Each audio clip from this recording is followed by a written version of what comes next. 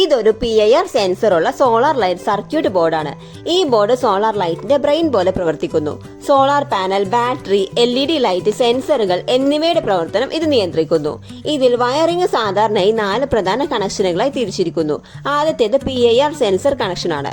ഇവിടെ sensor onboard ആയിട്ട് തന്നെ ഉള്ളതുകൊണ്ട് വേറെ കണക്ഷൻ ഒന്നും കൊടുക്കേണ്ടതില്ല. ഇനി L+, L- എന്നിവിടങ്ങളിലായി ലൈറ്റിന്റെ പോസിറ്റീവ് ആൻഡ് നെഗറ്റീവ് വയറുകൾ കണക്ട് ചെയ്ത് കൊടുക്കാം.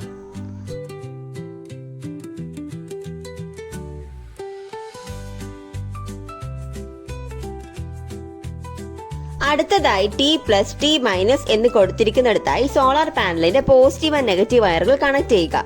ഈ സെക്ഷൻ വഴിയാണ് പകൽ സമയം വൈദ്യുതി ബാറ്ററിയിൽ എത്തുന്നത്. ഇനി B+, B- എന്നിവിടങ്ങളിലായി ബാറ്ററിയുടെ നെഗറ്റീവ് വയറും പോസിറ്റീവ് വയറും കണക്ട് ചെയ്യുക.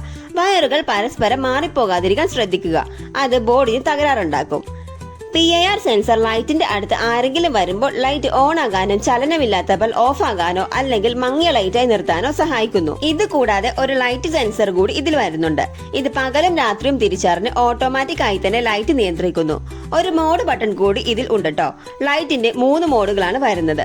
മോഡ് 1 ഇരുട്ടാകുമ്പോൾ മങ്ങിയ വെളിച്ചവും ആളുകൾ വരുമ്പോൾ തെളിഞ്ഞ വെളിച്ചവും നൽകുന്നു. മോഡ് 2 ഇരുട്ടാകുമ്പോൾ ലൈറ്റ് ഓഫ് ആവുകയും ചലനമുണ്ടാകുമ്പോൾ തെളിഞ്ഞ വെളിച്ചവും നൽകുന്നു. മോഡ് 3 ഇരുട്ടാകുമ്പോഴും ചലനമുണ്ടാകുമ്പോഴും എപ്പോഴും മങ്ങിയ ലൈറ്റ് ആയി തന്നെ നിൽക്കുന്നു.